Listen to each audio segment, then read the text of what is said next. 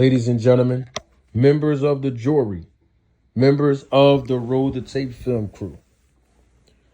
Late breaking news. Just a few hours ago, Devin the Dream Haney has confirmed that he will be competing in his next fight against Jose Ramirez. Okay? Jose Ramirez versus Devin Haney. Now, Jose Ramirez, some people might recall who he is because obviously in his last fight, just 2 months ago, he fought and lost against the undefeated Arnold Barboza Jr. And that was a pretty good fight. And also his claim to fame. And I remember being at this fight when he fought Maurice Hooker, back when Maurice Hooker was undefeated. In fact, Jose Ramirez gave Maurice Hooker his first loss. And of course, Eddie Hearn was the promoter of that event. But the thing about this fight for Devin Haney is a carbon copy of what we've been used to seeing from him. I mean, for starters, Jose Ramirez, 29 wins, 18 of those wins have come by way of knockout, and he has 2 losses recorded on his record. The thing about it is that when we go and understand, how we got here with Devin Haney, then it's very relative to him fighting someone like a Jose Ramirez. And the reason why I say that is because Jose Ramirez is 32 years old. Okay, I just want us to be clear on that. And we used to seeing Devin Haney compete against guys in their 30s. Not only that, Jose Ramirez is coming off of a loss in his last fight. So is Devin Haney. Not only that, but if you go back and look at the last fight that Jose Ramirez had against Barboza, I mean, we got to, be clear on something, that even though that fight was a good fight, that was a 10-round fight. And on top of that, they both competed, Barboza and Ramirez, that they both competed in the super lightweight division. And he weighed in at about 139.5 pounds.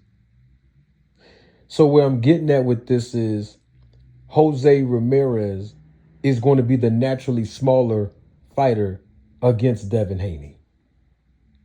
So we got the same carbon copy of fighters that Devin Haney is accustomed to fighting. Guys who are older than him. Guys who, don't have a whole lot of power to keep him honest, and also who are naturally smaller than him. And so this is of no surprise. I think the fanfare of this fight might not fare well for Devin, but at the same time, he has to get back in the ring. And I don't think he should get back in the ring with a power puncher.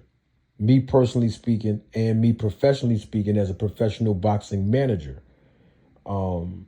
Typically, we don't want our fighters who we're trying to make a resurgence of their career or rebuild their image and reputation and repackage them after a loss, especially when the loss was in dramatic fashion, like in Devin Haney's case against Ryan Garcia in his last fight.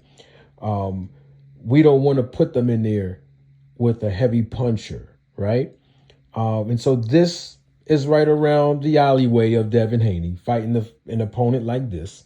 So, of course, it's more likely that Devin Haney may win against a smaller fighter, much older fighter, who's not going to really hurt him too much or even hurt him at all. And on top of all of that, Devin Haney's performance will be enhanced again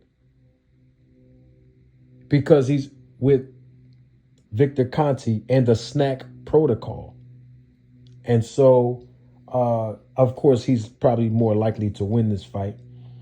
But this is boxing, and we don't know how Devin Haney is going to respond when he's getting hit, apparently with the left hook, if he's even going to get hit with the left hook. We have to see if he's improved on his defensive, tactical, and technical skill sets.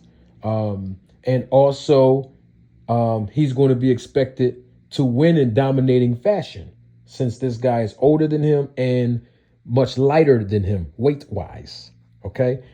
So if he goes in there and not perform up to the expectation level of the fanfare, that might even backfire on him. But we hope that does not happen. To the contrary, it has also been announced and reported, and we're still waiting for confirmation on this, that Ryan Garcia in his next fight will fight Isaac Pitbull Cruz or Teofimo Lopez. Now, both of those guys are 140-pound contenders. And, of course, Pitbull Cruz is naturally smaller than Ryan Garcia. Teofimo might be on the same scale weight-wise with the Ryan Garcia, because he's really a naturally bigger guy. Teo is. So we'll see about that. And according to what we've been hearing, if both Devin Haney and Ryan Garcia win these next interim fights, then they will compete against each other. We're also hearing that they'll fight on the same card. All of these things remain to be seen. But they will supposedly fight each other in a rematch if both of them win in, their interim fights. So we'll have to see, but I think that Jose Ramirez, obviously he's a guy who is rugged. He comes to fight all the time, and we shall see. He is going to be the smaller guy in this fight with Devin. He's an older guy, but we shall see. We don't know who's going to win in this fight because we can't underestimate Jose Ramirez. But at the same time, of course, we know all of the advantages at this point are heading in the direction of Devin Haney for him to win this fight. And, of course, as more information is produced on this, I'll keep on updating you all. And I'm sure everybody else from the YouTube boxing streets will do the same.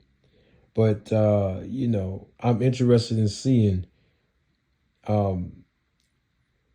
how Devin Haney's going to come back. Because I always say this, and I'll leave you all with this. And you ain't going to find this part nowhere else. And if you do, you know where they got it from. Fighters take two types of beatings in boxing. Fighters get beat up and fighters get beat down. Fighters get beat up physically, but they get beat down psychologically. And so we don't know if Devin Haney got beat up in a fight against Ryan Garcia, or did he get beat up and beat down in that fight? And we won't know that until these next two fights for him, including Ramirez, and then, of course, going back in there, facing where the trauma originated from, and that's against Ryan Garcia. You know what? I'm doing way too much talking. Don't take my word for it.